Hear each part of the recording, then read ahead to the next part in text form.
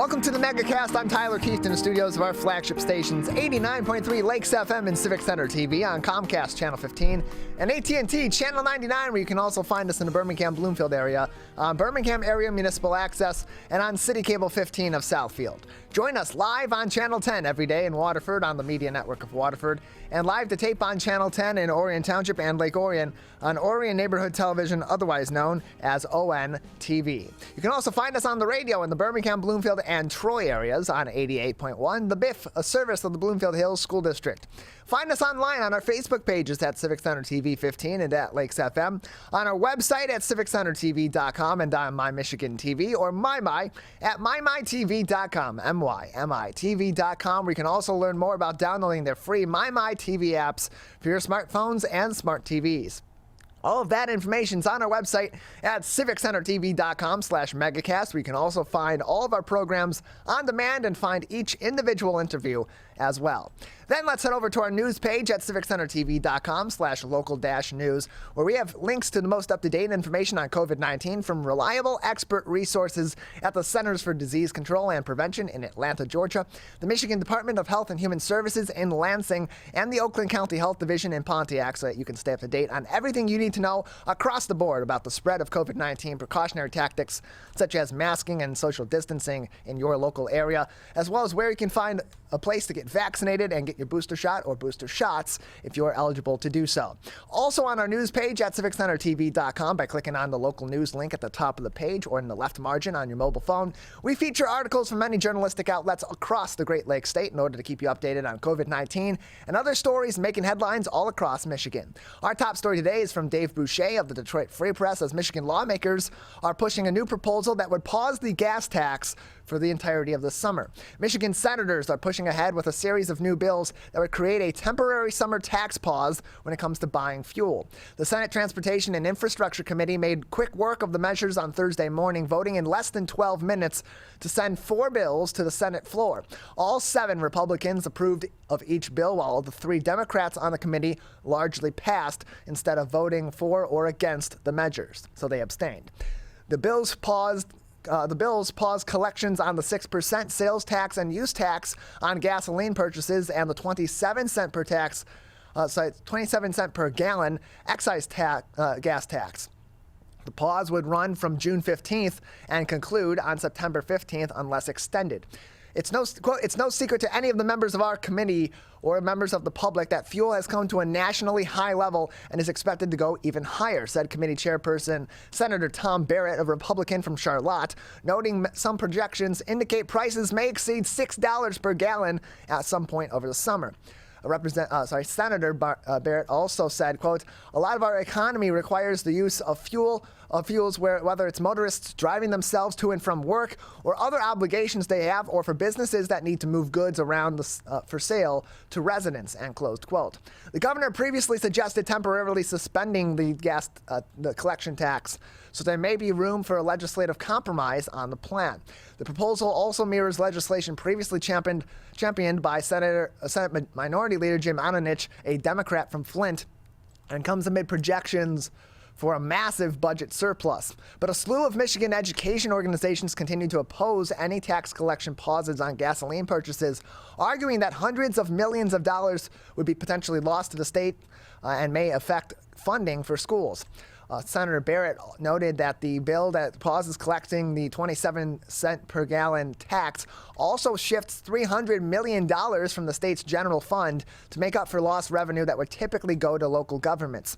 Previously, GOP efforts to repeal or pause taxes on gas have fallen flat. Governor Whitmer already vetoed a plan that would repeal the state gas tax, noting that the Senate Republicans failed to ensure the measure would take effect immediately. The measure now goes to the full Senate for a vote. Additionally, making headlines on CivicCenterTV.com's local news page from the Detroit News' Craig Mauger, GOP Governor hopefuls campaigns are on the line at a Thursday Board of Canvassers meeting. Michigan's Board of State Canvassers is expected to decide today whether 5 Republican candidates for governor who were entangled in an alleged wave of petition forgeries should be put on the August 2nd primary ballot. The board's meeting at 9 a.m. in downtown Lansing That began at 9 a.m. in downtown Lansing, could overhaul the GOP primary race to challenge Democratic Governor Gretchen Whitmer, cutting the field from 10 to just 5. The panel's decision could leave on the sidelines former Detroit Police Chief James Craig, who many say is the frontrunner for the Republican nomination, and self-funding businessman Perry Johnson from Bloomfield Hills, who has spent millions of dollars already on advertising. On Monday night, the Bureau of Elections, citing forgeries, found that Craig Johnson, financial advisor Michael Markey of Grand Haven, Michigan State Police Captain Michael Brown of Stevensville, and entrepreneur Donna Brandenburg of Byron Center didn't have the required 15,000 valid petition signatures in order to make the ballot. At Thursday's meeting, the Board of State Canvassers will examine the Bureau's findings. 3 of the 4 board members would have to support certifying the 5 candidates for the ballot for them to make it. Quote, "This takes away choice from the voters, and if you're going to do that, you better be right," end closed quote, Markey said in an interview on Wednesday of the Bureau's analysis. He continued on by saying, quote, "And they're not," and closed quote. The board's meeting will take place in the Michigan Senate Committee meeting room inside Bogie Tower, a larger venue than the canvassers usually gather in. The State Board of Canvassers features 2 Democrats, Mary Ellen Gurewitz and Jeanette Bradshaw, and 2 Republicans, Norm Schinkel and Tony Daunt. In the reviewing of the candidates' petition signatures, which were due by April 19th of this year, the Bureau said it had tracked 36 petition circulators, quote, "who submitted fraudulent petition sheets consisting entirely of invalid signatures," end close quote, across its review of candidates' filings. Quote, "In total, the Bureau estimates that these circulators submitted at least 68,000 invalid signatures, submitting across 10 sets of nominating petitions," the report said, continuing on, quote, "In several instances, the number of invalid signatures submitted by these candidates was the reason a candidate had an insufficient number of valid signatures," end closed quote. The campaigns of Markey, Johnson, and Craig are expected to fight the Bureau's findings on Thursday. They are also expected to challenge the board's ultimate decisions in court if they're left off the ballot. The debate will likely focus on whether the Bureau staff invalidated signatures individually by examining each one's authenticity or rejected sheets of signatures wholesale because of the circulator associated with them. John Yob, Johnson's political consultant, said Monday that the Bureau, quote, "does not have the right to unilaterally void every single signature obtained by the alleged forgers who victimized 5 campaigns," end closed quote. He continued on by saying, quote, "We strongly believe that they are refusing to count thousands of signatures from legitimate voters who signed the petitions and look forward to winning this fight before the board and, if necessary, in the courts," end closed quote. The Bureau's review found that Johnson had submitted 23,193 signatures, but that 9,393 of them were invalid, leaving him at just 1,200 signatures short of the threshold. Johnson had 6,983 signatures that were submitted by the quote-unquote fraudulent petition circulators, according to the Bureau's report. The Bureau staff found that the signatures submitted by the quote-unquote fraudulent petition circulators were invalid, according to the Monday report. As for James Craig's campaign, the Bureau found 21,305 of those signatures were submitted, but 11,113 of them were invalid, meaning that there was 4,808 signatures under the threshold required to make the ballot in August. The Bureau's report said the former chief of police in Detroit had petitions including 9,879 from the quote-unquote fraudulent petition circulators, end close quote. Experts have described the number of forgeries found in the petitions as unprecedented, and officials from both sides of the aisle have called for criminal prosecutions. On Wednesday, Secretary of State Jocelyn Benson's office referred to the Attorney General Dana Nessel the suspected signature forgery operation.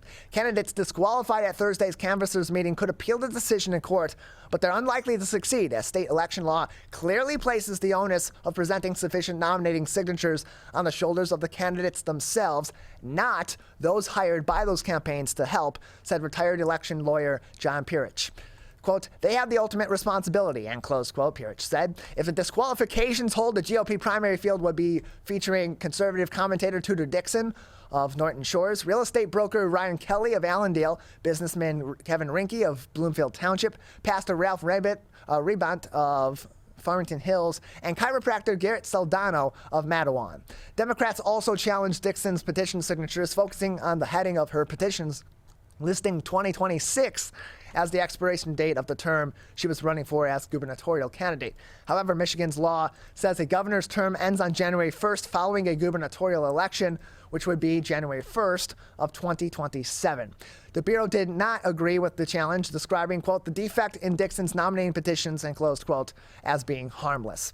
Finally, making headlines on CivicCenterTV.com's local news page from Samuel Dodge of MLive. Bad news for Michigan colleges. They are experiencing the nation's worst spring enrollment dive, according to new reports. College enrollment across the Great Lakes state plummeted 15% during the spring semester of this year, dragged down by a 20% hit to four-year public universities, according to a new report.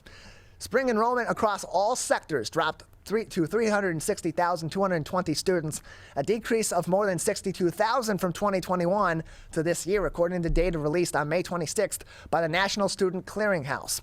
Numbers dropped across all sectors, fueling the nation's worst enrollment trend from spring 2021 to this season, according to the report. Michigan was the only state to experience a double-digit % decrease. Neighboring Indiana saw a nearly 11% increase, while Ohio and Wisconsin, respectively, each experienced 4% to 5% declines.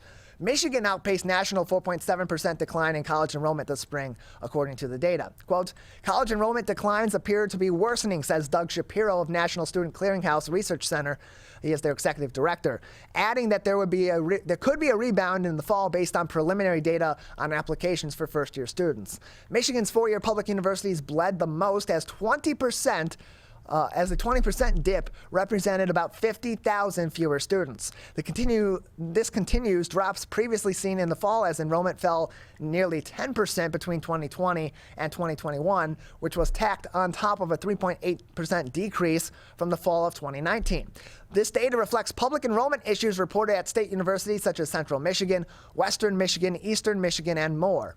CMU and WMU saw 10% and 7% hits respectively in fall 2021 enrollments, while Eastern Michigan and Ferris State each experienced a 25% decline during the last 5 years. This also continues a downward enrollment trend at the majority of the state's public universities, except for the University of Michigan and Michigan Tech. Michigan State lost just 36 students in the fall of 2021, according to a new report from the Michigan Association of State Universities.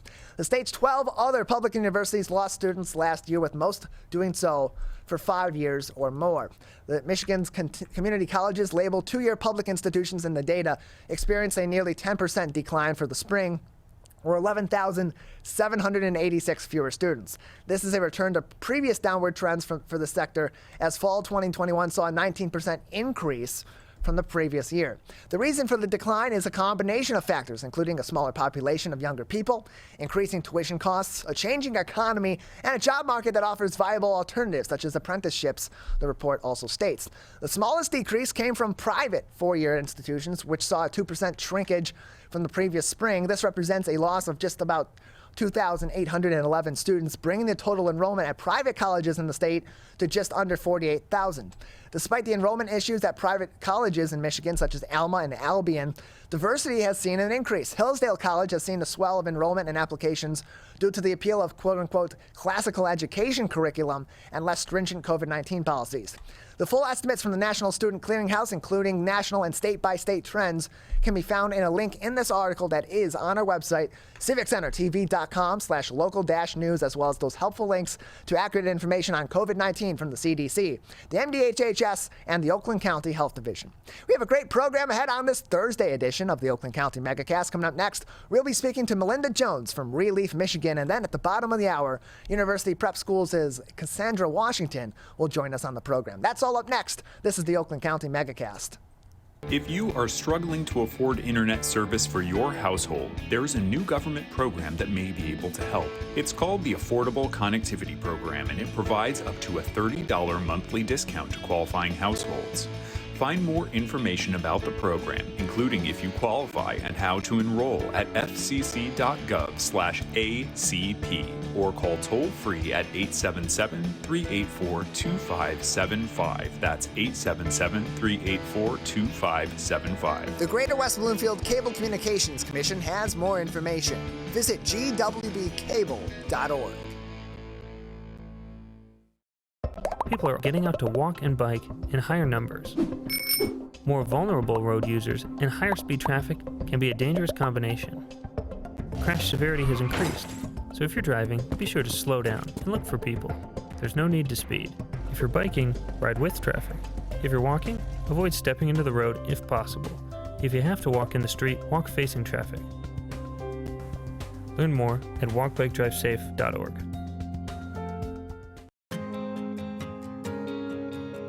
When times get dark, we can't see the help that's all around us. When you don't know where to turn, let 211 be your guiding light.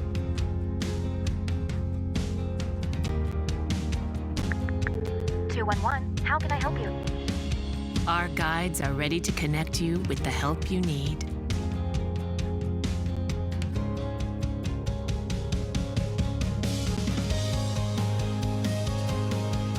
For help with food, healthcare, mental health, and other resources, call 211 or visit 211.org. 211. Get connected, get help.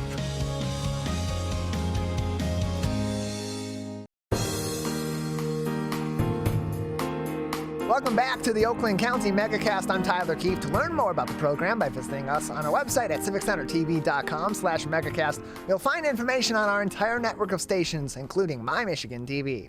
Joining us now is the executive director of one of Michigan's finest volunteer nonprofits focused on tree planting and ecological education. Melinda Jones from ReLeaf Michigan joins us now on the Oakland County Megacast. Melinda, thank you very much for joining us. Thank you for having me. Appreciate having you on. So first off, can you just give us a little bit of background information on ReLeaf Michigan and the services that it provides here in the state of Michigan? Certainly. ReLeaf Michigan is a nonprofit educational tree organization. We're statewide, and our mission is we work with communities throughout the upper and lower peninsulas to plant trees on public property with volunteers. Our mission is to educate residents on the proper way to select, plant, and maintain the trees. So ideally, once they have an opportunity to do an in-person planting, a hands-on planting, that they'll become comfortable and go to their local nursery, buy a tree, plant it on their private property, thus increasing the overall tree canopy throughout the state. We're joined by Melinda Jones, the executive director of ReLeaf Michigan, on the Oakland County Megacast. And so how did you end up with the organization? What is your background and what led you to becoming the executive director of ReLeaf Michigan? Well, this is actually a second career. However, I've been involved since the inception in 1988. Everyone involved with ReLeaf Michigan, as far as our project foresters and our planting staff, are all degreed and or ISA certified arborists. And so my background is in forestry from Michigan State University. And when the program came our way back in 1988, we were part of another organization, a statewide professional organization. And so I became involved and it spun off and I became the executive director. And I feel obviously very passionate about what we do, which is working with residents and communities to restore the urban tree canopies as well as rural. I mean, we work all over. So Melinda, as we look at different cities in Michigan, especially those smaller towns that more people have been flocking to as they've left the cities or as people are moving into Michigan from other places across the union and across the world, because Michigan's just such a great place to live, we see more development. And when we see more development, that often comes at the expense of the natural environmental features in these communities, and often that's going to be trees. And so how much of a need is there in the state of Michigan to be planting new trees to maintain the ecological nature and the ecological systems really across the board in the Great Lakes state?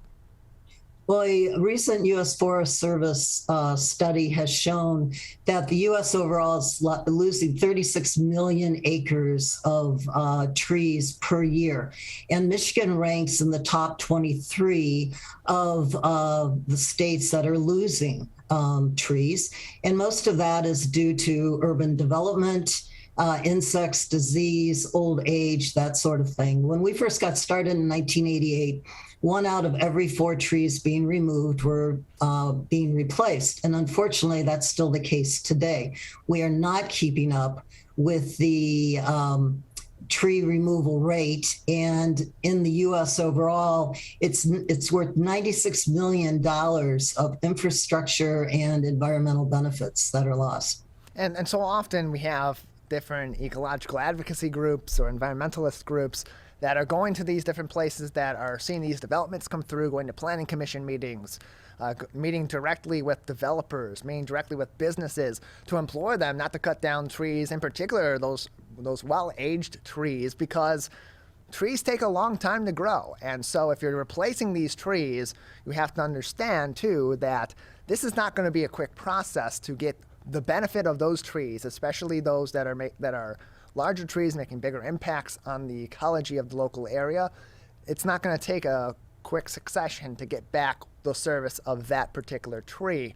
And so as Michigan is, as you said, replacing 1 out of every 4 trees it's taking down and is ranked so low in terms of tree replacement across the union, what can the state be doing? What can we be doing to bridge that gap? Because you would think on one hand, okay, well, why don't we just play catch up for every tree we cut down? Let's change that from 1 in 4 to 4 in 4, and eventually we'll be right back there. We'll have the equal number of trees, no harm, no foul, right? But that's not quite the case.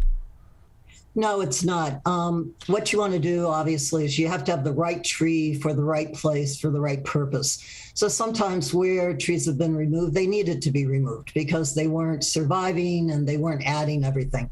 It is as important to maintain the trees as it is to plant new ones. Trees are indeed problem solvers, and they give so much as far as an economic and environmental and a health perspective. When I first got started many years ago, there was not the analytical data to support all of this tree planting. Today there is. Like, for example, asthma is up 50%. And it's been shown that children who live in areas with trees have a greatly reduced level of asthma. It reduces stress, stormwater. Communities that are planting trees are having less of an impact or need to build additional infrastructure. Trees are the only part of an infrastructure that does not depreciate. It only appreciates. So it's critical that it be done, but it be done wisely. And one of the things that we do is we offer a turnkey operation where we work with the community. We actually go out, we involve the community, we take a look at the location, we make sure that the trees that are going to be planted are the correct ones for that area. We arrange for the purchase and delivery. We help the community get the volunteers, and then we actually have a planting day where we do an in-depth planting demonstration, and then the trees get planted. But more important, 12 months later, in addition to a 3-year maintenance agreement being signed, 12 months later, we actually go back and walk with that community official tree by tree by tree to determine the viability and what needs to be done to improve it. Plus, you talked about communities. There are a lot of tools available today, such as a tree equity index, which allows you to also make sure that where the trees are being planted really not only are where they need to be planted, but that it is more equitable from a demographic perspective with the community. A lot of the communities that we work with have low urban tree canopies, down around 10 to 15%, where the preferred average across the state of Michigan is about 43%. We're joined by Melinda Jones, the Executive Director of ReLeaf Michigan, joining us on the Oakland County Megacast. More information can be found on ReLeafMichigan.org. That's ReLeafMichigan.org for more information on their services and how you can get involved with ReLeaf Michigan, a 501c3 nonprofit organization. And so as much as we talk about replacing trees that we are cutting down for our own development and for the benefit of our own communities, so to speak, we also need to consider that trees are living things. Trees die, and that also has an impact that also has a residual impact on the impact that our cutting down of trees and trees then dying in a unnatural manner, so to speak, that also plays a factor. So as you're going through these communities and you're educating these communities and their individuals about replacement of trees that we cut down, of the importance of maintaining that tree health, what can be done also, or how much more important is it then to have that education in these communities because of the compounding nature of both humans cutting down trees and killing trees and trees naturally dying? That could have a big impact together, correct? Oh, absolutely. And education is absolutely critical. One of the services that we do provide are homeowner presentations and presentations to community professionals. If you don't understand the value provided by a tree, then it doesn't make any difference to you if you cut it down or not. If you realize that by cutting down all the street trees on Main Street that you're significantly reducing the amount of money people are willing to pay for services or whether they'll even stop. You need to understand the benefits from an environmental, a health, aesthetic, and economic perspective. And then you have to understand exactly kind of how the tree works. And for example, with stormwater, a lot of people don't think of it, but if you look at a maple tree, in a way, it's an umbrella. And so if we get a downpour, it slows down the transfer of water to the ground. It reduces flooding, so it doesn't overload the sewer systems, that sort of thing. So we thoroughly enjoy going out and talking about the value of trees and the need to, again, properly replace them. And over the years, we've worked with over 500 communities now, and we've got over 30,000 trees in the ground. And one thing that's a little bit different that I'd like to say is we plant 1.5 to 2 inch caliper trees, which tend to be 5 to 8 feet tall. So we're not in the seedling business. And there's a lot of room for that in the national forest, state forest, that sort of thing. But when you get to rural and urban communities, something a little bit bigger is better. So what determines what size of the tree you're planting in a certain area? Because like you said, you're not in the business of planting trees from the seedling, from the time that they're a seedling, because as we mentioned earlier, that's going to take a lot of time to develop. These other trees are somewhat developed already and can provide a greater impact immediately. So how does that determination be made? Because one community is going to be different than another community, even if they're neighboring each other and are generally in the same area. Right. Okay, well, a couple of things. First of all, if it's a street tree, the size of the tree is dependent on the amount of space between the sidewalk and the street, the lawn extension, okay? That makes a big difference there. Then because we tend to plant with volunteers, we have found that trees that are about 2 inch caliper, which are again the 5 to 8 feet, which are in containers or small balled and burlap, are the best way to go, because if you go much larger than that, it's hard for volunteers to roll the trees in the hole and to get them straight and at the right level, that sort of thing. So again, you really have to look at the location, work with the community, to look at what it is they're trying to accomplish, and then select the tree and the size accordingly. We're joined by Melinda Jones, the Executive Director of ReLeaf Michigan, joining us on the Megacast. More information can be found on their website, ReLeafMichigan.org, and that is ReLeaf, ReLeaf, like a tree leaf, Michigan.org for more information, where you can find out more about their events, getting involved with the organization, find them on social media so you can follow them and learn more online, and of course, so much more information. ReLeafMichigan.org is the website where you can find the organization. So speaking of those events and those efforts, there are a lot of fun events that are being held by ReLeaf Michigan in many different places throughout the state of Michigan to provide that education about trees and about the importance of trees in our community, but also do so in a way that's fun and engaging and gets the people interested in the impact that they have. Can you give us some examples of some of those events that you're holding coming up soon and how people can participate? Okay, well, one of the things that's ongoing right now is the Michigan Big Tree Hunt. It's a contest that lasts for 2 years, and it's an opportunity to get outside, looking up, and to participate in a contest where you can win a prize for the largest tree around. And so it will be ending on August the 9th. If you go to bigtreehunt.com, that's the best way for families to get involved. And we have a ceremony, we award prizes, certificates. It's a lot of fun. We've now completed our spring tree planting season, but we will start up again in September, and we go through the first weekend in November. We have almost 25 tree plantings coming up. So if you go to our Facebook page or our website, you can actually volunteer and participate in that way. We're always looking for volunteers, so we greatly appreciate that. Another event that is ongoing is the Michigan Tree Huggers Contest. Can you tell us about that, how people can participate? I would imagine it's not who can hug the most unique trees in the state of Michigan. Actually, that was a misprint. It's the Michigan Big Tree Hunt Contest. Oh, okay.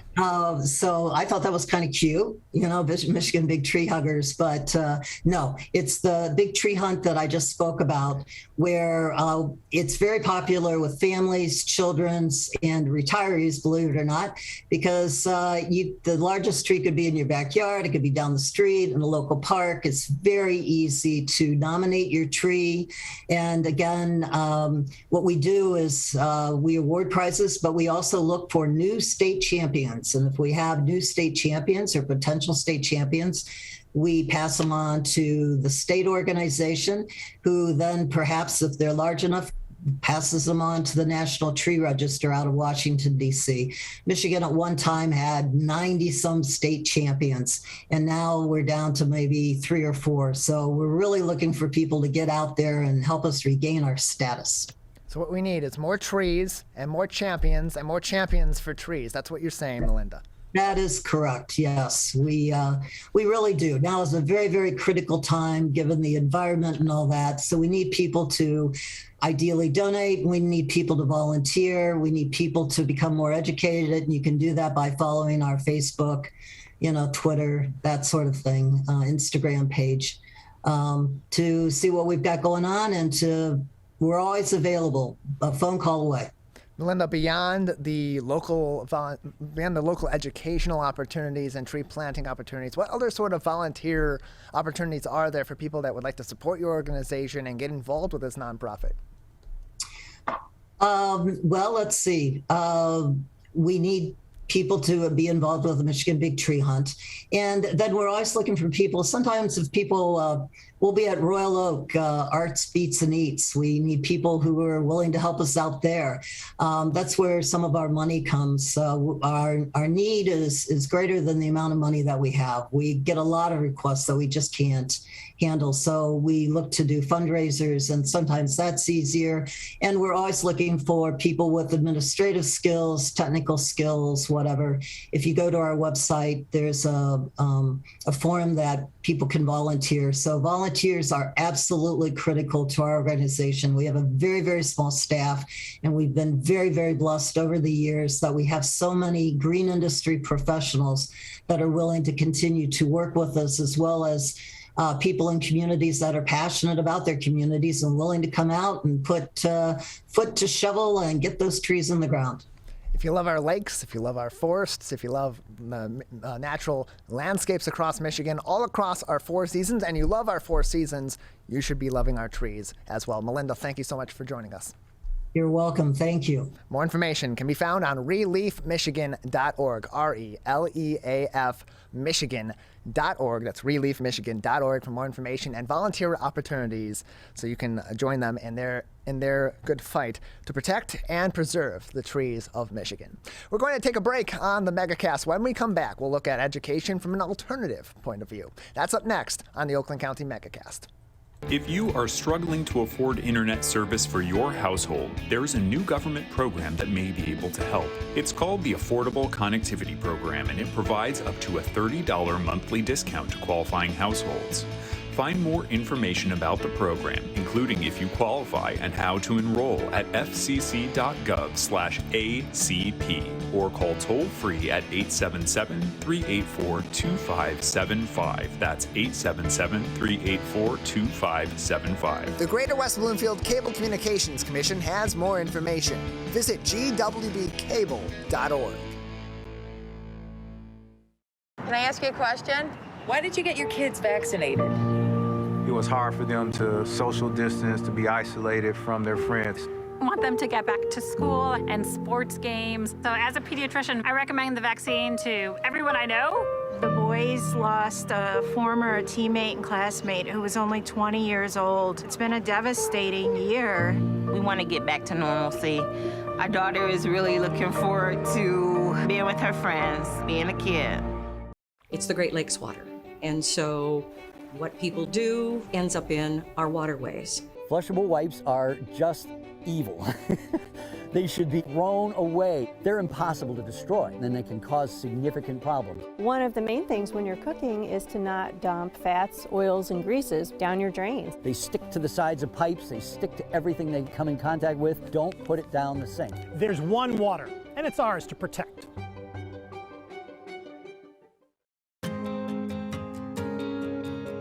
When times get dark, we can't see the help that's all around us. When you don't know where to turn, let 211 be your guiding light.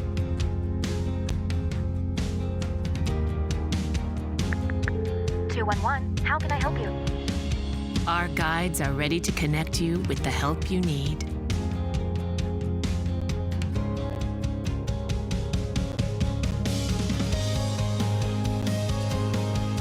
For help with food, healthcare, mental health, and other resources. Call 211 or visit 211.org.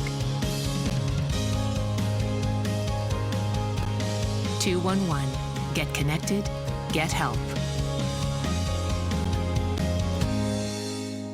We may come from different organizations, but we work together to protect the Huron River for everyone. Neighborhood storm drains carry water directly to local creeks and streams. No filters, no treatment. Storm drains also help reduce street flooding when it rains. So clearing storm drains and the areas nearby of trash and leaves helps keep them for rain only. It is easy to do your part by adopting a storm drain. Find a storm drain, check it, and clear it every month. So keep storm drains for rain only. There's one water, and it's ours to protect. If you are struggling to afford internet service for your household, there is a new government program that may be able to help. It's called the Affordable Connectivity Program, and it provides up to a $30 monthly discount to qualifying households. Find more information about the program, including if you qualify and how to enroll at fcc.gov/ACP or call toll-free at 877-384-2575. That's 877-384-2575. The Greater West Bloomfield Cable Communications Commission has more information. Visit gwbcable.org.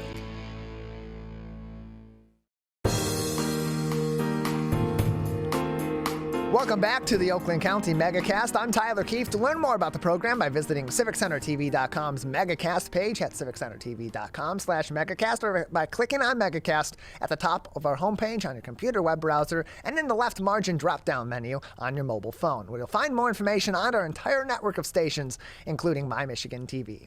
With us now is the Senior Executive Director of Operations Detroit 9090 with University Prep Schools, Cassandra Washington. Cassandra, thank you so much for being on the program today.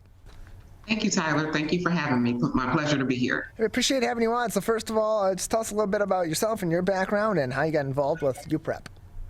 Sure, absolutely. So once again, my name is Cassandra Washington, and I have had a long career in K through 12 education. I have always had the opportunity to maximize conditions to create scholar success. And so I started out, working in a very large school district in human resources, matriculated through my career, worked a little bit out in Flint and helped them through their transformation of their school district, and then was provided with this excellent opportunity to join the UPrep team and help to continue that work to ensure that scholars have what they need to be successful in life. More information can be found on uprepschools.com to learn more about university prep schools and their programs, admissions, and to donate, as well as other information as well. uprepschools.com for more information. And so, Cassandra, can you tell us a little bit about UPrep and what makes this group unique and what services are provided by university prep schools? Absolutely. So founded in the early 2000s, UPrep Schools is one of Detroit's oldest and largest K-12 tuition-free charter school network. We are comprised of 3 unique districts and 10 state-of-the-art schools, all located in the heart of Detroit. We have a University Prep Academy, we have a science and math that is STEM focused, and we have an art and design school.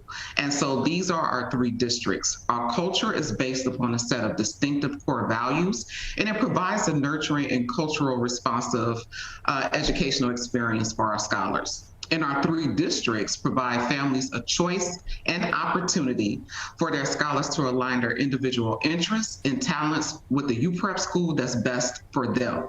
So this creates an educational experience in partnership and design with the families that gives the best educational experience that excites and inspires young learners. Cassandra Washington joins us on the Michigan Megacast. She is the Senior Executive Director of Operations Detroit 9090 with the University Prep Schools. More information about UPrep can be found at uprepschools.com. That's uprepschools.com. We can learn about all 3 of their districts and more about, in general, about university prep schools on their website. And so, what's interesting, and you mentioned this, you mentioned the 3 different districts and that parents and students can kind of choose the path that they want to go on.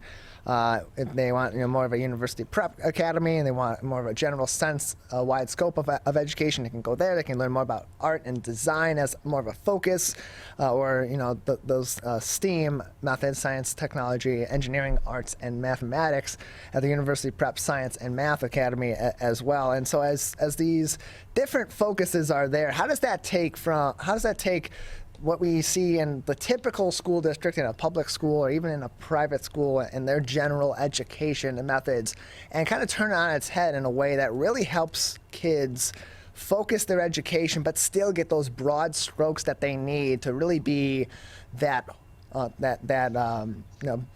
very wide-ranging polymath of a scholar? Well, our communities, once again, our 3 distinct districts, art and design, science and math, and University Prep Academy, is a rich educational community where we do have our general studies in place, but our focus is really based upon project-based learning. And so students are, are independent learners. We want to cultivate the culture where they are curious and inspired to inquire about their education.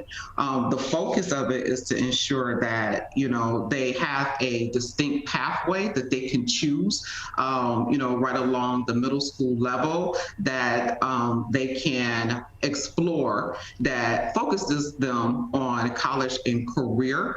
All the way through to 12th grade. And so just to give you an example, at our art and design school, we are heavily focused on our students participate in the creation of art. Our curriculum is designed to help them explore and see themselves and express their interest through art. They also participate and have a showcase every year, which we do a big event called Night of the Arts. And then also we have our science and math STEM focus that has very specific career pathways where we are focused on gaming that we have. We also have another unique experience that helps them with coding. There are also experiences that provide them with aquatic experience with learning through partnerships with different businesses and organizations. And so, these provide an engaged and unique learning opportunity that takes them outside of the traditional classroom, where they can have hands-on experience through project-based learning, and that prepare them for college and career, and our classes are designed to be small class sizes. So that creates a more unique experience and partnership with their teachers. And here we also have crew that is embedded in our educational structure. So we are really focused on our scholars being seen and heard and supported along the way of their academic journey. So if they have a focus and they want to be a doctor, they can go to our science and math. You know, if they're interested in arts, you know, they can go to our art and design. And also if they want a career in professional services, we have our UPA campus for that as well. We're joined by Cassandra Washington, Senior Executive Director of Operations Detroit 9090 with University Prep Schools, joining us on the Michigan Megacast. More information can be found on their website, uprepschools.com. That's uprepschools.com for more information. And what's really interesting about this concept of having these 3 different districts that allow that focus is that kids can pursue their passions while getting that education at the grade school level and preparing themselves for the next level of their education as well, or for their career path. How do you and your team over there at UPrep Schools find that this format engages students different than a more traditional format, and how does that then help them prepare for that next level of their education or their career path after they get through the 12th grade? This, like I said, provides a very distinct learning opportunity for them.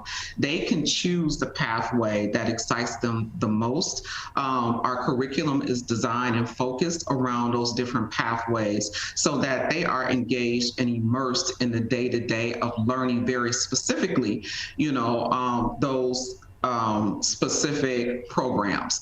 And so also our teachers are recruited and also, you know, assigned in those areas with those very specific backgrounds to provide a expertise and engagement with students so that they can learn, you know, the most up-to-date and knowledge, as well as using state-of-the-art facilities and practice that allows them to not only understand it in theory, but be able to apply it. And then our project-based learning format really helps engage students around learning. They actually can see the results and the evidence of their learning through practice. And this helps to excite, keep them engaged, keep them encouraged, you know, and sets them on the focus in a career pathway of their choice. So at the end through 12th grade, you know, they have experienced a significant program that equips them with the necessary skills and talents to be successful in their next post-secondary journey. You have a really interesting event that's coming up this weekend. It's on Saturday, May 21st, 9 a.m. to 3 p.m. Can you tell us about the event you have coming up? Experience the U, get the best of Detroit, that's happening this Saturday. Yes, I am so excited to share with you all about this event that's happening on Saturday. Like you said, Tyler, it's Experience the U, Get the Best of Detroit. It is a combined career and enrollment event. And so we welcome all families who are seeking a new learning community this fall, and all job seekers desiring a distinct career choice and opportunity to immerse themselves in Experience the U. So it will be held from 9 to 3 p.m. at all of our 10 UPrep schools located in the heart of Detroit. And so we have segmented this event that we will have a career experience focus at 9 a.m. through noon, and then an enrollment experience focus from 1 p.m. to 3 p.m. Careers. And so, okay, please. No, please continue on. Sorry. I'm so sorry. So we are requesting that individuals register for this event. Registration does close on Friday, May the 20th at 3 p.m. The purpose for this registration is just to make sure that we get you, you know, set up and aligned to the exact UPrep school that you want to experience on this event. So whether you want to walk through and tour a specific school at one of our 3 distinct districts. Also, a UPrep representative can schedule you if you are a career seeker and schedule your employment interview and also recommend schools for you to visit based upon your interests, skills, and talents so that you are aligned with a specific focus, again, a pathway for your personal and career goals. The event is Experience the U, Get the Best of Detroit. It's happening at all 10 of UPrep's campuses in the city of Detroit, Saturday, May 21st, 9 a.m. to 3 p.m. And as Cassandra said, it's going to be divided into a couple different parts. The career part of this fair, 9 a.m. until 12 noon at all 10 campuses. Then enrollment, 1 p.m.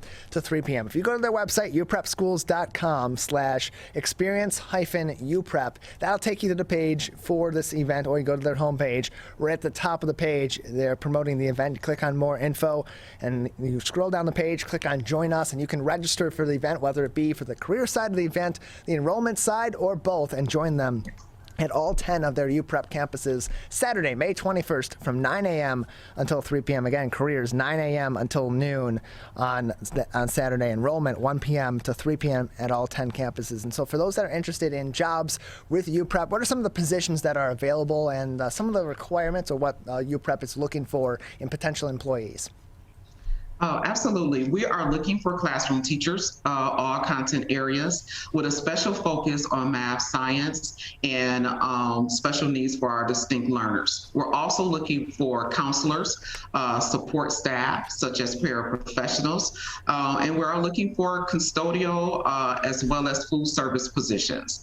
And so some of the requirements can be found, on our career page, but we're looking for individuals who are excited and interested, in a career of teaching, and providing our scholars with maximizing their conditions for success. And so, individuals, some of the qualifications we're looking for are certified teachers. We're also looking for substitute teachers, as well as we have a pathway or opportunity, I should say, for fellows, where we help to individuals reach from, pursue their career in education to become a certified teacher, and so some of the qualifications are, high school diploma, bachelor's degree, certification in the state of Michigan, if you are a certified teacher, and, just providing that on site when you come for an interview, and and then we will match you with the right school that fits your interests. We're joined by Cassandra Washington, the Senior Executive Director of Operations Detroit 9090 with University Prep Schools, joining us on the Michigan Megacast. More information on UPrep Schools at their website, uprepschools.com. That's uprepschools.com. And again, Experience the U, Get the Best of Detroit is an event they're holding this Saturday, May 21st, 9 a.m. until 3 p.m. at all 10 of their UPrep campuses throughout the city of Detroit. More information can be found on uprepschools.com/experience-UPrep. That's uprepschools.com/experience-UPrep for more information on this event, or just go to their website at uprepschools.com, and they have more information also that you can click through to at the top of the page. And so, Cassandra, a couple more minutes with you before we'll say goodbye today. Anything else about UPrep Schools that we haven't discussed today, or other things coming up down the line, other events that people should be keeping an eye out for if they want to learn more about University Prep Schools? It's 3 different districts on 10 campuses, or other exciting things within UPrep. Well, yes, I just wanted to, once again, first thank you for, inviting me to be able to share this exciting news. This event is very important that, we want to extend to the community. Again, we are comprised of 10 schools, and with everyone so busy juggling work, school, and both, we wanted to do something that was most convenient for our prospective family and employees, that was efficient for our schools, plus that will provide a up close and personal, distinctive opportunity for families to be able to see our schools, and for prospective job seekers to also see where they can call their new community. And so one thing that I wanted to share that was really very special about this event is that our focus is that job seekers can have an interview on site. So we're hiring on the spot. They will leave with a conditional offer for employment, and our families can tour our schools, meet and greet with school leadership, attend live information sessions to experience a day in the life of the UPrep campus, and leave fully enrolled for the next school year. And so once again, while we encourage individuals to register, walk-ins are definitely welcome. And so as a part of our token, for appreciation and to help share with you the best of Detroit, individuals will receive a gift bag that has brand products that are iconic from Detroit. So Fago, Little Caesars gift card, Better Made chips, things of that nature that just really represents the heart of Detroit. And so once again, I just want to encourage everyone to come out. You can learn more again about UPrep schools by visiting our website. And as we prepare for the new school year, this is one event that we are hosting May the 21st, but there will be more to come. Cassandra, thank you very much. Appreciate your time. More information can be found again at uprepschools.com. That's uprepschools.com for more information. Let's take a quick break on your radio homes for the Megacast 89.3 WBLD Orchard Lake and 88.1 WBFH Bloomfield Hills, as well as the remainder of our network. And when we come back with the Michigan Megacast, election season is upon us. We'll get some insight on what local clerks like those in your hometown will be doing to ensure safe, speedy, and secure elections, and what you can do to prepare for primary season as well, with West Bloomfield Township Clerk Debbie Binder. That's up next on the Michigan Megacast. If you are struggling to afford internet service for your household, there is a new government program that may be able to help. It's called the Affordable Connectivity Program, and it provides up to a $30 monthly discount to qualifying households. Find more information about the program, including if you qualify and how to enroll, at fcc.gov/ACP, or call toll-free at 877-384-2575. That's 877-384-2575. The Greater West Bloomfield Cable Communications Commission has more information. Visit gwbcable.org. People are getting out to walk and bike in higher numbers. More vulnerable road users and higher speed traffic can be a dangerous combination.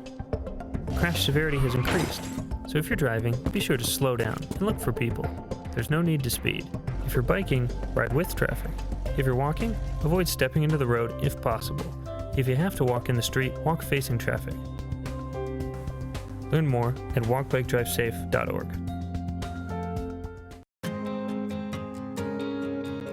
When times get dark, we can't see the help that's all around us. When you don't know where to turn, let 211 be your guiding light.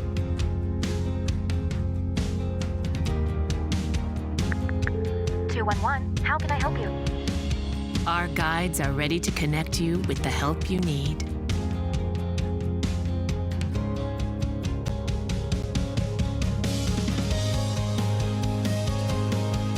For help with food, healthcare, mental health, and other resources,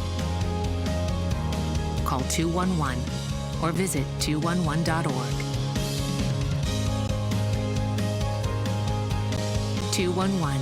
Get connected, get help.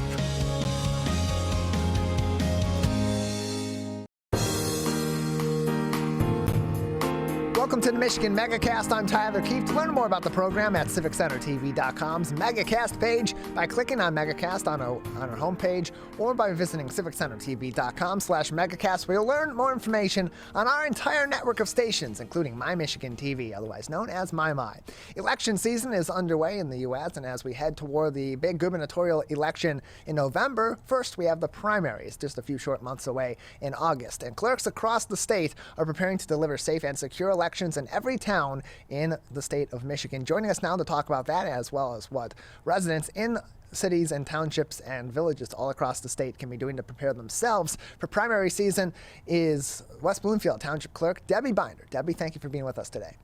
Thank you. Good morning, Tyler. Thanks again for having me. Yeah, good to have you with us. So primaries are slated for Michigan on Tuesday, August 2nd. Can you talk about what preparations your office and what similar general preparations are being made at clerks' offices across Michigan to prepare for the primary in August, and then a short jump from that to the general election for the gubernatorial election, the midterms in November? Okay, well, one thing to remember this year, where there's a lot of preparation, we're getting ready to really get going with preparations for elections. We're coming out of a 2020 census and including the redistricting. So every single voter in West Bloomfield Township and every single voter across the state will receive a new voter identification card from their local clerk.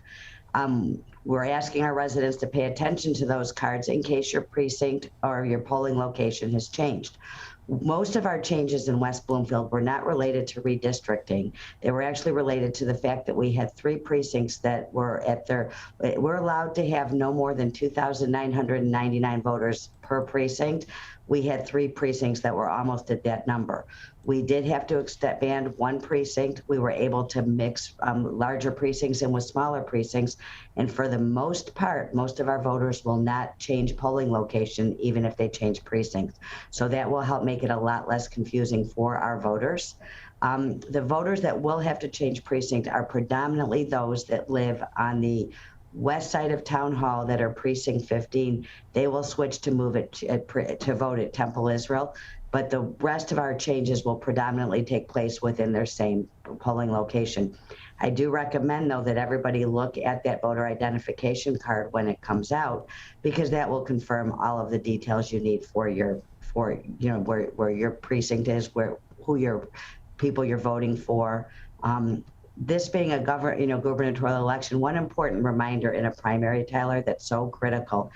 In a primary, your people are selecting who's going to represent the party. In the November general, they're selecting who's going to represent everybody. So when you vote your primary ballot, it is critical that the voter knows that you can only vote one party on that ballot. If you cross over and vote for the other party, you void the partisan section of the ballot. So it is really important that voters are aware of that and paying attention to staying on one side of the ballot. We're joined by Debbie Binder, West Bloomfield Township Clerk, with us on the Megacast as we prepare for the primary election season in August and then the general election for the midterm in November. And so there's been some controversy lately on the Republican side of the gubernatorial ballot related to invalid and potentially forged signatures for petitions to be on the primary ballot in August. Those, of course, are being deliberated as of the morning that we are recording this and broadcasting this live originally by the state's Board of Canvassers. As many as half of the current Republican field may not be eligible by the Board of Canvassers' decision to be on the primary ballot in August, and they can, of course, appeal that in court. So as that's happening, and as you as a local clerk are preparing for that election, how does the uncertainty on what will be on the ballot impact that preparation? And when do our local clerks know officially from the state, without any potential for change, what's going to be on that ballot? So especially for absentee ballots, they can start sending those out and be prepared for the day of the election. Well, the answer is that the issues that you're speaking of do not take place at the local level. Those are state level issues, and they will then come down to the county, and the county will give us guidance as well. We know that we have to have ballots available for the public statutorily by June 23rd. So those ballots will be, ordered in time. The state and the county will let us know. The county orders the ballots, so they will be taking care of that. I can't give you an exact process that they follow because it's just not something that's within our purview. And so, as I mentioned, absentee ballots also impacted by that. You know what you're going to be getting from the county, as you said, about June, and then those absentee ballots will then be sent out. Are there deadlines for requesting an absentee ballot? Because there's been confusion in the past that has been cleared up numerous times and again can be cleared up again in this conversation, that when absentee ballot applications are sent out, or when someone requests an absentee ballot application, they're not getting that ballot. They get the ballot later on. So when are those ballots sent out, and is there a deadline if someone would like to vote absentee of when they need to submit an absentee ballot? Well, I will give you the easy answer first, which the answer is that a resident or a voter can request an absentee ballot up till 4 p.m. the day before the election, the Monday before the election. Also important to point out that the clerks, all clerks' offices maintain weekend hours the weekend before an election. So how you choose to appropriate those hours is up to each office. We will be open on Saturday prior to the election from 8 a.m. to 4 p.m. for absentee voting. But again, a voter may request an absentee ballot up to 4 p.m. on the Monday before an election. Now, one difference is Proposal 3 of 2018 allowed for same-day registration, and a person who registers on the same day has a choice of voting in a precinct or voting by absentee. But that same day registrant is the only person that can obtain an absentee ballot on election day. So, and I forgot the first part of the question, and I apologize. We're joined by Debbie Binder, West Bloomfield Township Clerk, joining us on the Megacast. More information on voting in West Bloomfield can be found on their website at wbtownship.org. You can also find more information on voting on your local clerk's department's website as well. Just go to your municipality's website, navigate through to your clerk's department, or call your clerk's office if you have any question. There are friendly clerk's offices all across the state of Michigan willing to answer your questions, especially as we head into election season. And so, Debbie, for those that are concerned about elections following 2020, whether they're concerned about people that are trying to delegitimize the election processes that our clerk's departments and those workers and the election workers go through, or those that are just curious about the process and would like to get involved and really see just what goes in to orchestrating free and fair elections. What goes into being an election worker, and how great of a need is there for election workers in West Bloomfield and your community, but also from your discussions with other clerks across the state and communities all across Michigan? Well, it's always the best way to be, to have your fears allayed with election processes is to participate as an election inspector. Definitely reassures people, as does the training.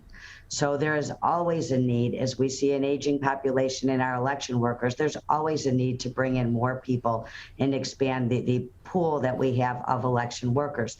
In 2020, we had a large number come forward, but we're just not sure how many of those will come back. So it's always an opportunity to get involved. I also invite people to attend the training just to learn what really goes on in the preparations and to understand the process. And I'm happy to give anybody a tour of what an absentee ballot undergoes. I think if people really understood the process, they would be far more, calmed in their fears. So I would make our office available to somebody who wants to arrange a tour, somebody who wants to attend a training. But the best way, really the best way to get involved and understand the process is to work as an election inspector. Almost every activity that takes place on election day involves people representing two different parties. So we're always looking if, different municipalities may be stronger in one party than another, or having that diversity of parties. So it's always good to reach out because they're looking for people to make sure that they're represented fairly on both sides.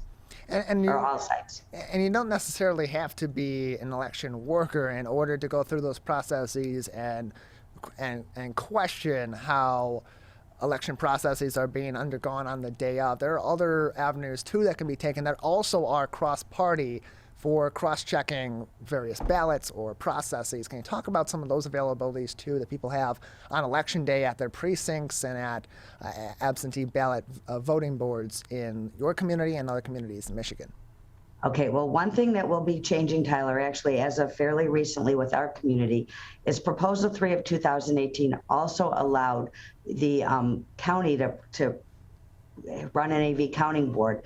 And previously, they did not have room for us to participate. This year, they will have room for us to participate. So we will be joining 16 other communities in Oakland County, having the county process the ballots received before 4 p.m. the day before. For those that are worried that this is a change, this is not. This is 42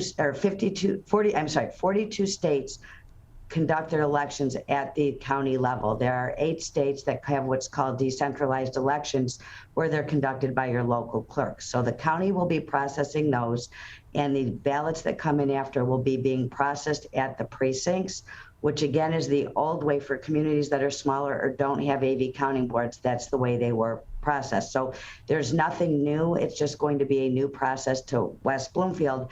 This became important because the 10 hours of pre-processing that we had in 2020 had a sunset clause, and it is not going to be available at this point for any of the elections for 2022.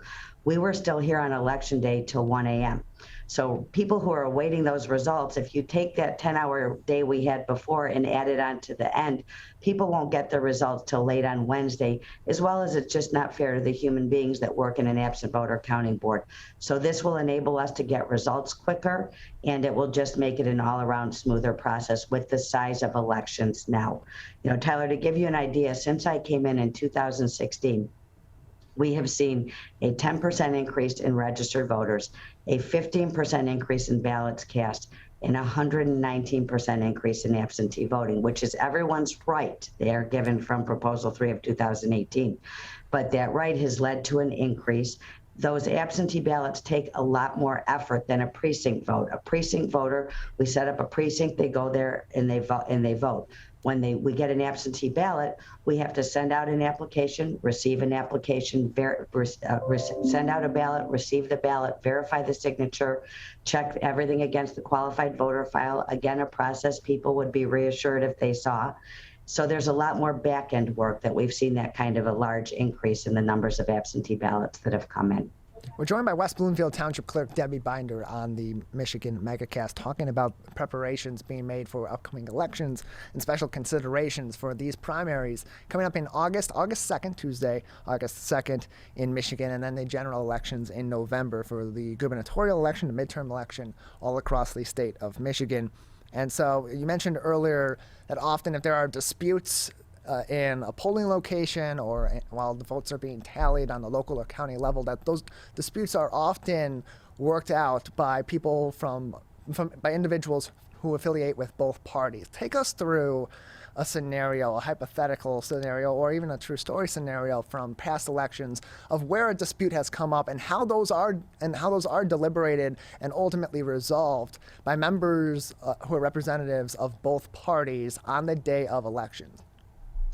Well, most of the scenarios take place. The only difference between voting in a precinct and voting by absentee is that if you make a mistake in a precinct, the ballot will be brought back to you. You can correct that mistake. If you make a mistake and you're voting by absentee, there's no voter there to correct that mistake.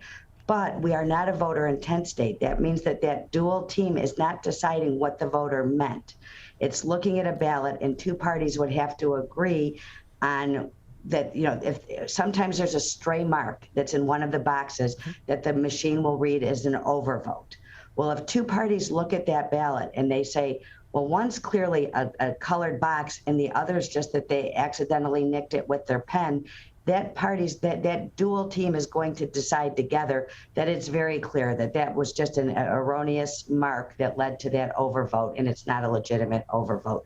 So that's the kind of decision. But really, in terms of deciding what a voter meant, that's not the level of dispute that they're solving. It's more just, you know, difference of a clear error, and that's why you have two parties that agree. Almost every task, when you seal the ballot bags on election day, when you sign the zero tape, you have multiple parties represented in a precinct that are all agreeing that the tabulator starts in the morning with 0 recorded votes.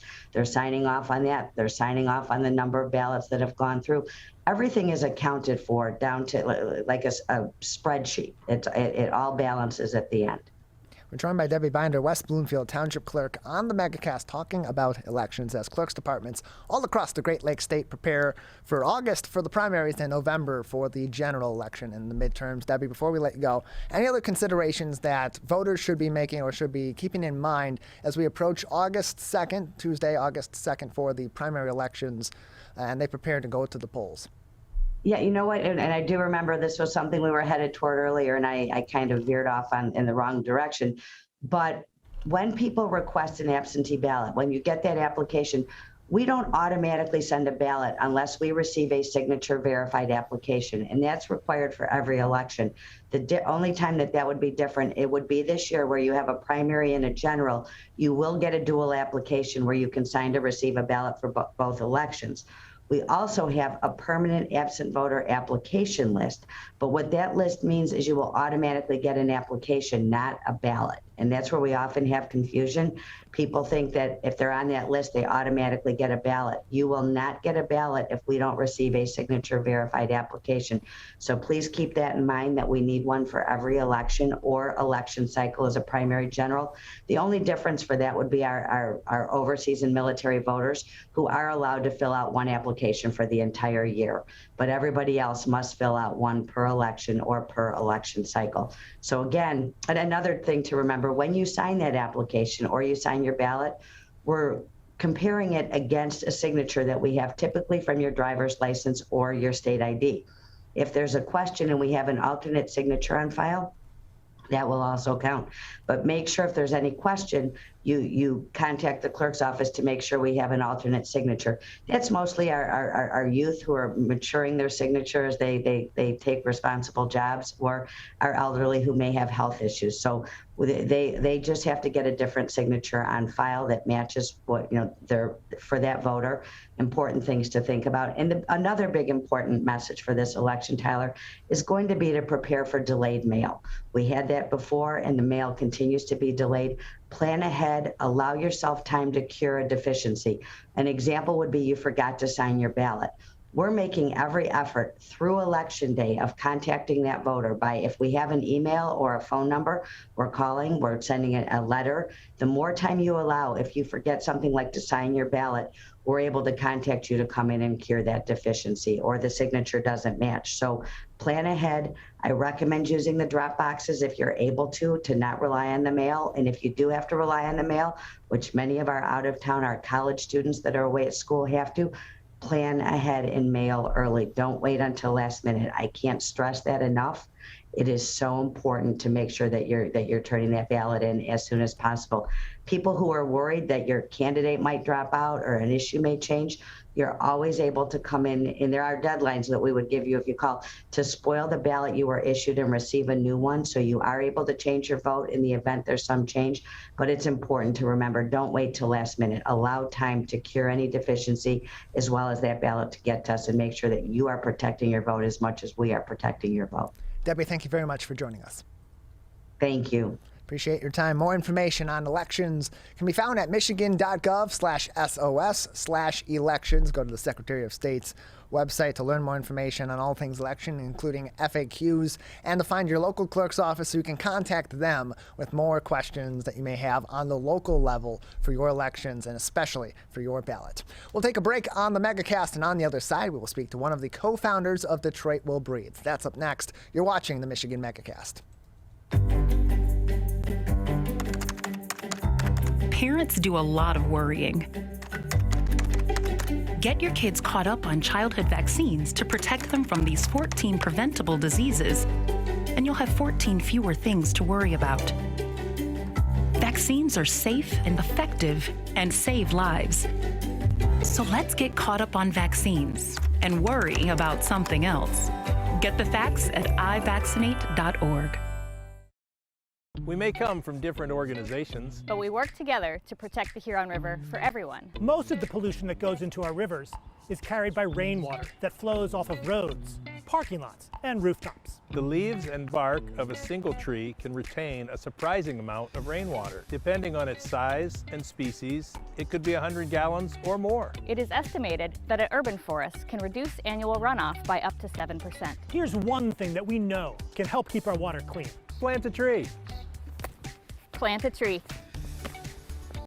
Plant a tree. There's one water, and it's ours to protect.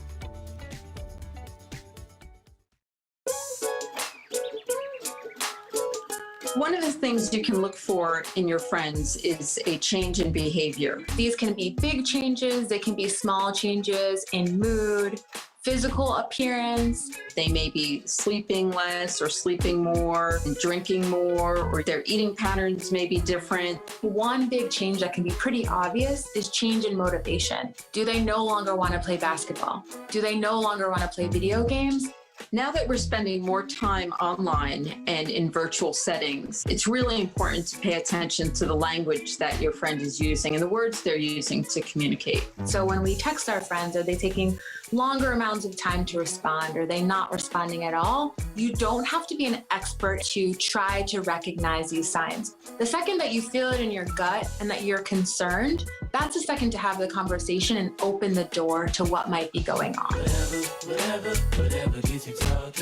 Today, it is easier than ever to join Michigan's Organ Donor Registry and help build a bridge of hope for organ, tissue, and eye donation. Just one person can potentially save or help improve the lives of up to 75 people. By joining, your legacy could be the gift of life. Sign up today at michigan.gov/SOS or at any of the more than 145 Secretary of State self-service stations located across Michigan. Be part of Michigan's Bridge of Hope by adding your name to the Organ Donor Registry. Welcome back to the Michigan Megacast. I'm Tyler Keefe. To learn more about the program by visiting our website at civiccentertv.com/megacast, where you'll find more information on our entire network of stations, including My Michigan TV. Joining us now on the program is the co-founder of Detroit Will Breathe, an organization fighting against police brutality and systemic racism in Detroit and beyond. Tristan Taylor joins us now on the Megacast. Tristan, thank you very much for being here. Thank you for having me. Appreciate having you on. So first off, for those that may not be familiar with your organization, tell us about Detroit Will Breathe.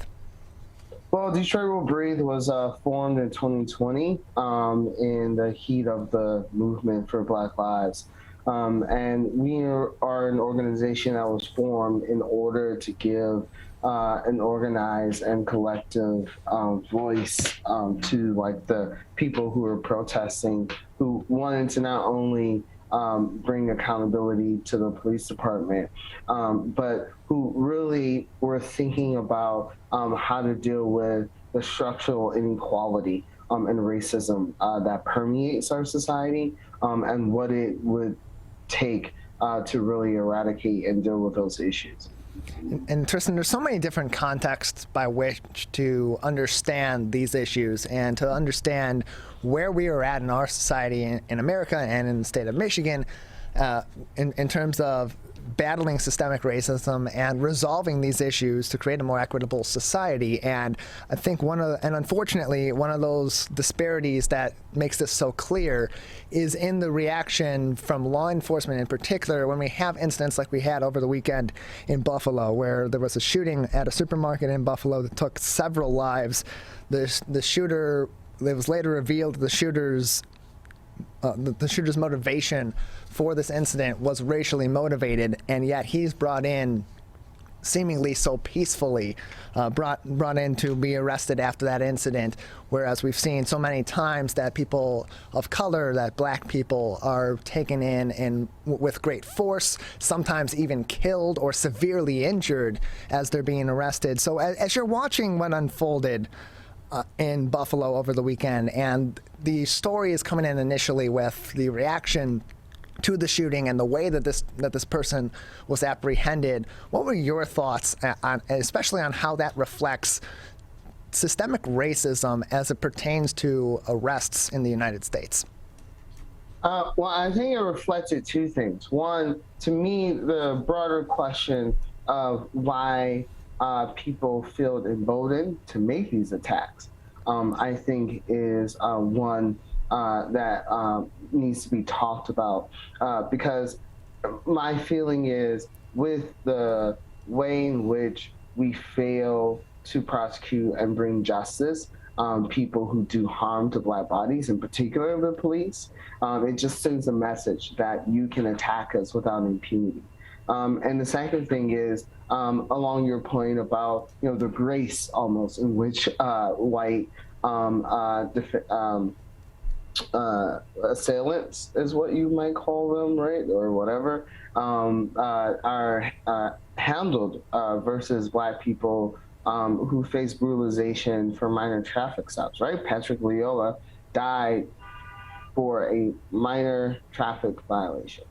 And it makes you question the whole intent of like the police and what their role actually is, what purpose they serve. And it also questions, how all the ways in which we express a lack of value for Black and brown lives. Yeah, and it's reflected in the rhetoric that surrounds these incidents. You mentioned, and you said something that that I thought was very interesting and thought-provoking, which is that the rhetoric that is out there inspires these acts of racially motivated violence that we saw in places like Buffalo, and we've seen in so many other places of late, where these so-called assailants go into different locations with the goal of shooting and killing as many people as they can, that simply, with the simple motivation of, I'm killing them because they fail to be white. And that speaks to a greater danger that is out there that is motivating this, and that's some of this political rhetoric that is out there that is that's being inspired by those that are in power and certain political spectrums in the U.S., and the way that they inspire these people to come out of the woodwork and then be accepted, or maybe accepted, it's not the best word for that, but be a little bit more, let's say, pampered as they're being brought in. When these incidents happen, when you have an act of violence that's being committed by somebody that is white and male, especially straight white and male, often the wording that comes in afterward is troubled, or they have issues, or they were frustrated, which doesn't do justice to the fact that they killed people. They aim to kill people because of the color of their skin, because of the way that they are, because of who they are, and that act of violence should not be acceptable in any way. And so when you hear these kinds of words coming through, when you're referring to white assailants, but then you have someone that's committing maybe a minor incident and is brought in safely and does cooperate with the police, and then gets brutalized in the process, be called something like a thug, how does that make you as a Black man feel? Well, a couple of things. One, you used the word accepted, and I thought about that, and I was like, well, some of these folks have been accepted, right? Yeah. I think about Kyle Rittenhouse, right? I think about the January 6th rioters, right? Who have been hailed as defenders of American democracy, as defenders of property. And so there is an element upon which these folks have been embraced. And when Patrick Leola was murdered by Grand Rapids Police Department, they made sure to release his traffic record to show that he had previous violations. They're always when Black and brown people are involved, trying to make us out as criminals from the beginning and troublemakers instead of being troubled, right? No one ever asked the question. Patrick Leola, for example, was a refugee from the Republic of Congo. He is a refugee that escaped violence and war. And to this day, there has not been a discussion about the troubles that he faced as a consequence of that. What we get instead is a toxicology report saying that, oh, well, actually, he was inebriated. So there you go. That's problematic, right? And that it's problematic because it speaks to the ways in which the police actually not just uphold, but help instigate this narrative, right? This stereotype in the way that Black and brown people are treated, and in the way white suspects are treated. Yeah. Yeah, and nobody's asking for more brutalization. Nobody is saying that, well, if you are bringing in black people, if you're bringing in people of color in a way that is often violent, that should also be the way that you bring in everybody else. That's part of the problem, is the violence itself. But what you're speaking to is beyond that. It's the disparity in the way that certain people are apprehended versus other people, and the way that that has not been properly addressed by the authorities. We've heard, especially in the wake of the murder of George Floyd in 2020 and the protests that mounted as a result of that incident, as well as many other incidents well before that, spanning decades, that the police need better training. They need to rethink their training. They need to go through sensitivity training. They need to go through implicit bias training. And in many cases, those have been implemented, but that's not quite enough. So when you, as a leader of an organization like Detroit Will Breathe, are in discussions with those in leadership positions, what are you urging them to be considering as they look into the present and the future and try to bridge these gaps and solve these issues that are serious and severe issues throughout our society?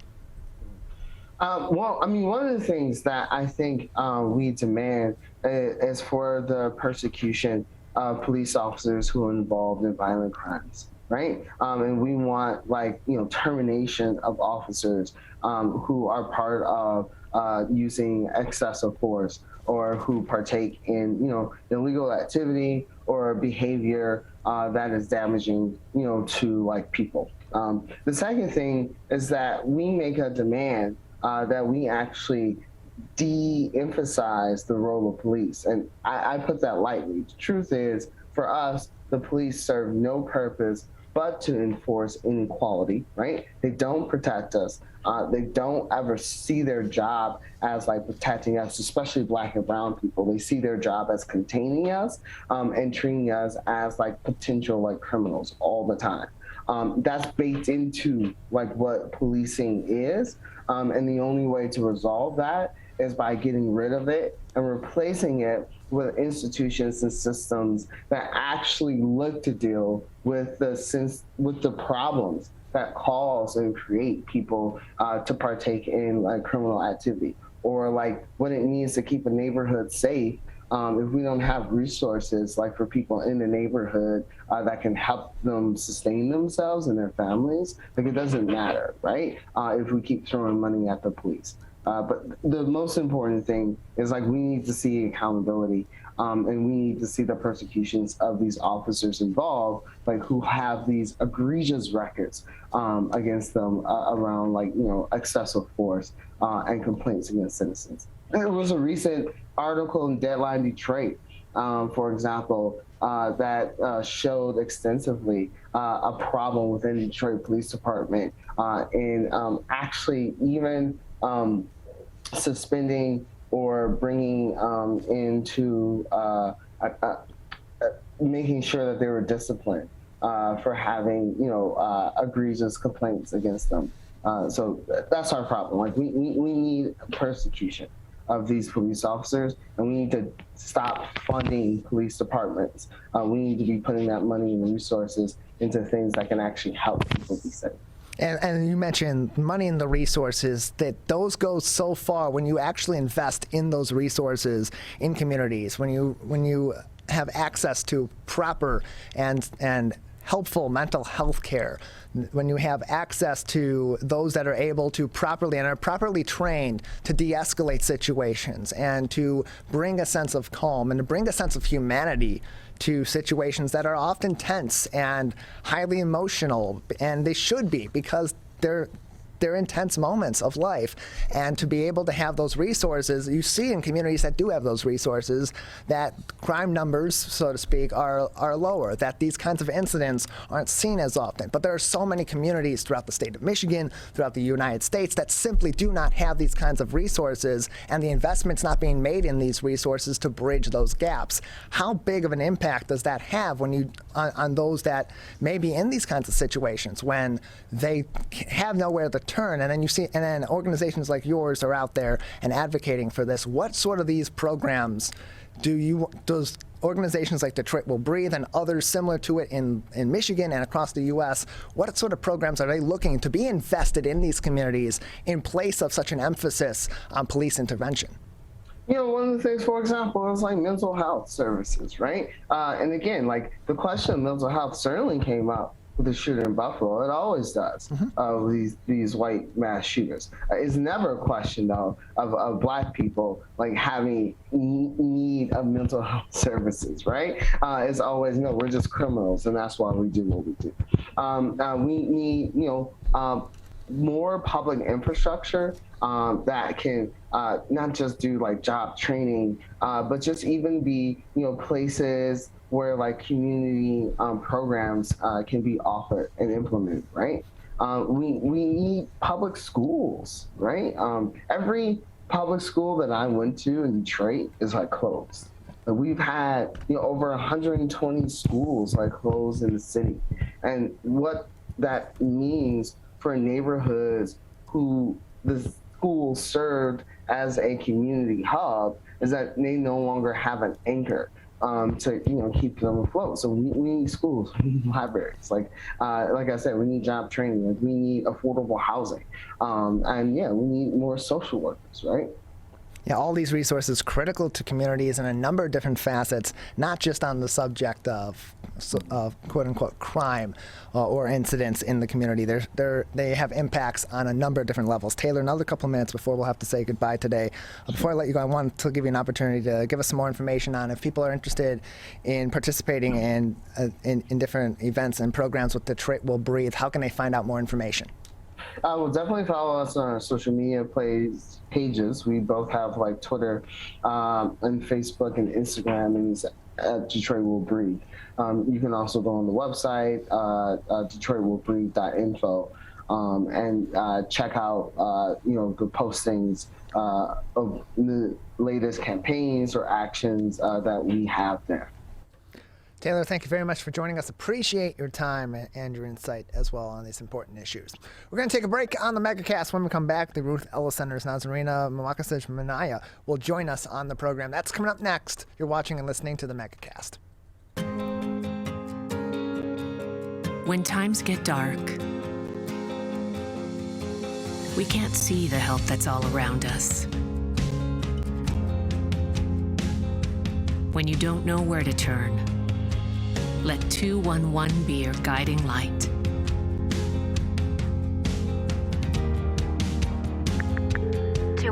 How can I help you? Our guides are ready to connect you with the help you need.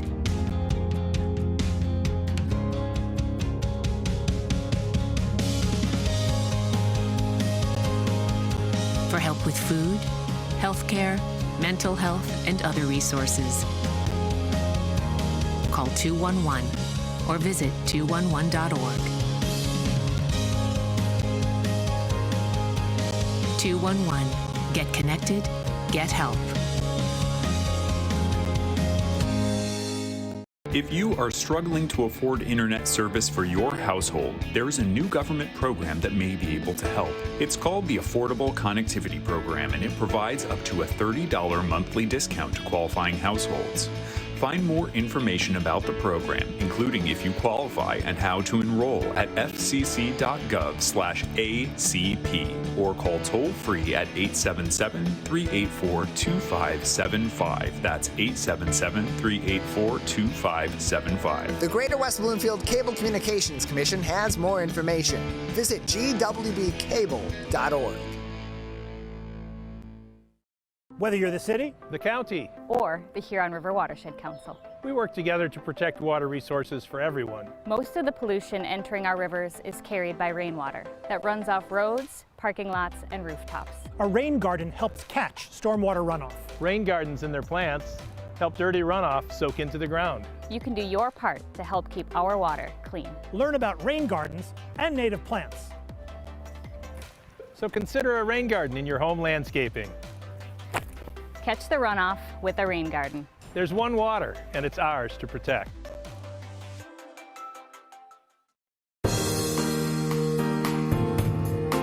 Welcome back to the Michigan Megacast. I'm Tyler Keefe. Learn more about the program at civiccentertv.com/Megacast, where you'll also find information on our entire network of stations, including My Michigan TV. Joining us now is Nazarina Minaya, the Senior Development Associate at the Ruth Ellis Center, a shared Detroit-supported charity and nonprofit, one of 299 charities and nonprofits in the Metro Detroit area, supported on the Shared Detroit platform from the Ruth Ellis Center, which has established a national reputation for quality and trauma-informed services for LGBTQ youth in the state of Michigan. Thank you for joining us on the program. Thank you for having me, Tyler. Nice to meet you. Yeah, nice to meet you as well, and thank you for coming on. First of all, can you just tell us a little bit about the Ruth Ellis Center, the services that it provides to LGBTQ plus individuals, and a little bit of the history of the organization as well? Absolutely. So the organization started in 1999 after a 15-year-old was violently rejected by his family after coming out. Over a weekend, he was routed to some elders who got together and said, you know, we need a space that is hospitable, that is loving, that is caring for youth that might be enduring such an experience. And over that weekend, the Ruth Ellis Center came to be. Some 15 years later, we had the great honor of being able to open health and wellness services to provide for LGBTQ youth. And from then on, it's sort of been a moonshot. And so at the organization, we have an integrated healthcare model. And so your potential therapist is pretty much best friends with your potential physician.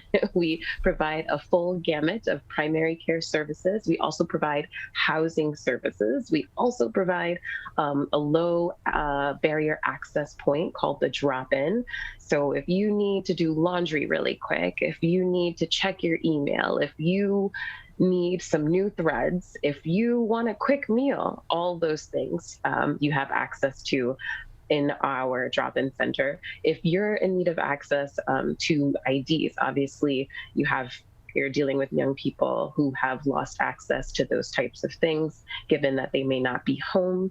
And so if you need ID, birth certificates, we have wonderful care managers who can route you to those very necessary items.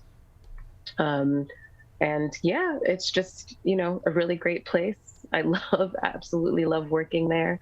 And there's just a lot to be done, right? And so we have the Ruth Ellis Claremont Center coming to you soon. It's permanent supportive housing. We've already started receiving referrals. It's going to be a 43-unit mixed development space. There are studios, there are one-bedroom apartments, all slated for LGBTQ youth and allies, as well as those who meet certain income restrictions at $16,500 will be able to live there. There's going to be laundry accessible there. There's going to be a health and wellness center there as well. And so we're growing. We're growing very quickly. And so we have a couple of locations, one at 95 Victor, that's our administrative building. That's also where the drop-in center and our housing department reside. 77 Victor, which is right across the street over in Highland Park. That's where health and wellness and behavioral health services are housed, as well as the Ruth Ellis Institute. If you find yourself either working for an entity or in a school and you would like for the staff or the students to get educated on what it means to be an ally and properly care for those in the community, that you would solicit that sort of assistance from the Ruth Ellis Institute, which is housed over at 77 Victor. We also have the Kofi House, and that is our Center for Lesbian and Queer Women and Girls. That is a specific department and a safe space just for those who identify as such, but all a part of the Ruth Ellis Center, and soon to be the Ruth Ellis Claremont Center will be joining our campus. And we're just incredibly excited to be able to provide such an incredible resource to our community and specifically to our LGBTQ youth. And for those LGBTQ youth and allies that you mentioned and qualify for this housing at the Claremont Center or other housing provided by the Ruth Ellis Center, how can they go about applying for this housing or obtaining this housing? So the best thing to do, honestly, would just be you would start at emailing us. It's as simple as emailing us and letting us know your need. So that's at info@ruthelliscenter.org. That email will be routed to the appropriate department to help and support you.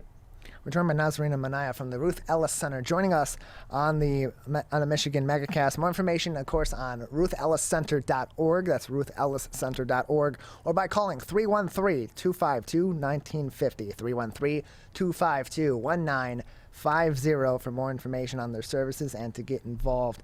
And so you mentioned so many of the programs that are available through the Ruth Ellis Center and how people can participate in them. Who is facilitating these programs, and is there capacity for people who are LGBTQ individuals or allies or anyone in the community that would like to help facilitate these programs and these services to volunteer with the Ruth Ellis Center?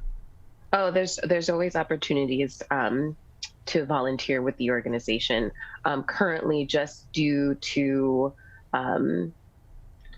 how iffy sort of COVID has made accessibility to the space, we've only allowed volunteer opportunities for the most part from our corporate partners, because typically they come in groups, and we have a lot of beautification projects that we're working on currently just because our campus is growing. In terms of who is facilitating these different programs, we just have an incredible staff, an incredible, knowledgeable staff. In terms of like our health and wellness center, our main one at 77 is guided by the Henry Ford Health System, currently pediatrics. Once Ruth Ellis Center Claremont opens, that will be facilitated by adult medicine provided by Henry Ford Health. Our behavioral health department is headed by an incredible psychologist. We also have a PhD in psychology that works there. We also have a large swath of MSWs and LLPs that support our outpatient therapy programs. And we have other programs, including our family acceptance project that is working with families to keep them together when the state is involved with the youth and understands that the disruption in the family is due to the young person's sexual orientation, gender identity, and or expression. Our housing department is also headed by a wonderful social worker and some incredibly knowledgeable individuals who have worked in the space for many, many, many, many years. And so we just have an incredible staff that is very fortunate, and much of the staff is also a part of the community. So it's really important to us as an organization for our young people to see people with whom they can very closely identify working in the positions and supporting them. And I can say for the organization, that is sort of very true to our hearts and very much about, what we're about. Even right now, our co-interim executive directors both identify as part of the community. And of that, we're very proud. More information can be found on ruthelliscenter.org. That's ruthelliscenter.org. And that point is so important, to have people in the community that are providing these services, because they know how important these services are, and they know, more importantly, beyond just the general importance of providing these services to those in the LGBTQ community, especially the LGBTQ plus youth, they know how stigmatized and how preventative these services are in the general community as well. And so speak to the importance of that in the services that are provided by the Ruth Ellis Center, particularly for trans youth, because so many medical services, especially psychological services, and especially in the times that we're in, are refusing to care for these individuals despite their oath to care for all individuals, regardless of their backgrounds. Yeah, no, you're absolutely right. So gender affirming care and trauma-informed care is very much a foundation of the services that are provided by the center.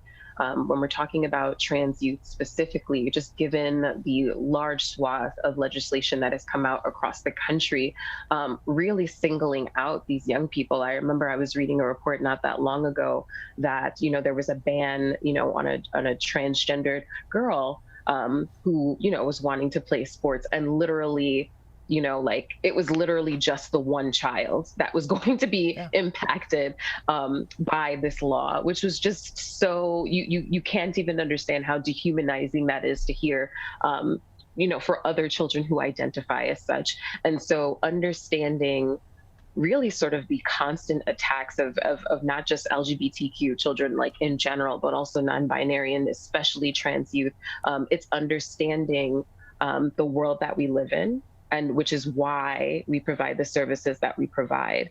I'm not saying that every child is going to be rejected, and that's not the experience of 100% of the children that we and the young people that we deal with, but it is a very real part of the experiences that a lot of the young people have had. And so understanding that, it's incredibly important to us to provide services with the understanding that this might be a part of the fabric that makes this young person who they are. And gender affirming care, it's just so essential. And some people think, this is literally just something for trans youth, but all of us are doing gender affirming things every day, right? Like I just did my eyelashes. And that's just because I wanted to feel pretty. Everyone should be allowed to have the opportunity to feel pretty and to feel like 100% of who they are. And it's really, gender affirming care is about respect. It's about respect and meeting someone where they are. And it is foundational to not just the care that you'll receive in the health and wellness center. It's not just the care that your therapist is going to give you and your doctor, but literally everyone you encounter at the center, and anyone who identifies with the center, people who support us, just know that is the care. Those are the kinds of communications. Those are the kinds of encounters you're going to have with people in the space. We live to affirm. We live to affirm young people, no matter how they identify. We live to affirm our community, and not just people within the LGBTQ community, but everyone who comes into contact with us.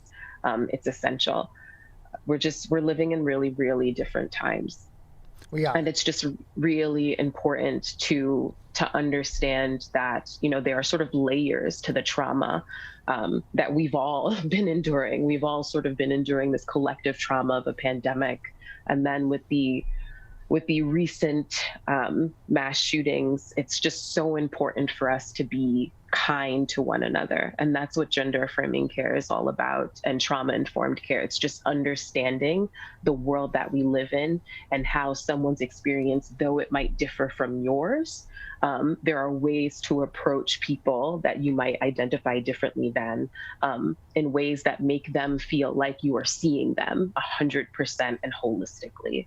And that's what the center is all about. It is very much our foundation. It is very much about, the principles of how and why we do the work that we do. And I thank you so much for bringing that up, because it's just so important to address, especially now. It's a matter of recognizing and respecting people's humanity. And that's so incredibly important. And unfortunately and disturbingly, it seems to be something that so many people don't want to have the capacity to take on themselves and support in our communities. Nazarina, before we let you go, we have just another minute left with you. I want to give you an opportunity to speak on some of the events that are coming up through the Ruth Ellis Center that will help to support these efforts. Absolutely. And so for the entire month of June, we have our virtual walk. It was, born from the pandemic. We just wanted people to have an opportunity to get out there while feeling safely and just sort of proudly affirming the LGBTQ community and particularly LGBTQ youth. You can come to our website, ruthelliscenter.org, and learn all about it. You can start a team, start fundraising, just get out there, get your pride flags out there, get your ally shirts on, get your pride shirts on, and just have a good time. It's not just about walking either. Any space that you find you've got some time and you can loudly and proudly affirm our community and our young people, that is what the Ruth Ellis Legacy Walk is all about. And then to kick off Pride further, on Friday, June 3rd, we have Catfight for the Crown. It's an amazing, completely over-the-top, risque drag show we're super proud of. Doors open at 5:30. It's until 11. You can go to ruthelliscenter.org also, check out our events, and you can purchase tickets. There's going to be food. There's going to be glamour. There's going to be a ton of fun, some beautiful individuals, some incredible talents. It's going to be a good time. Masking is optional. We absolutely want you to feel safe if you attend. It's going to be at the Fillmore Detroit, and that's on Friday, June 3rd. And then just check out our social media. We're on Facebook, we're on Twitter, we're on Instagram, Ruth Ellis Center. We've got more in store. Pride is basically our first holiday season, if you will, and we're just super excited to be able to affirm our community and enjoy the presence of one another as the summer begins. Nazarina, thank you very much for joining us. Thank you. More information on RuthEllisCenter.org. That is going to do it for today's edition of the Megacast on My Michigan TV. Steve Lato Live is coming up next, followed by Larry and Ronnie Live. We'll return Friday with another edition of the Megacast.